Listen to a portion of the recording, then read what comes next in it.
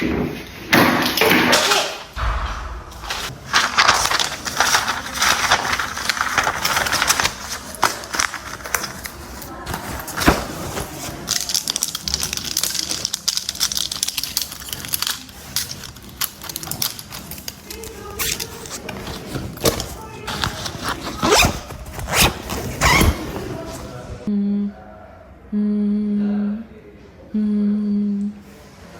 Hello, sorry यार मेरा bag दे गया था, मैं आ रही हूँ।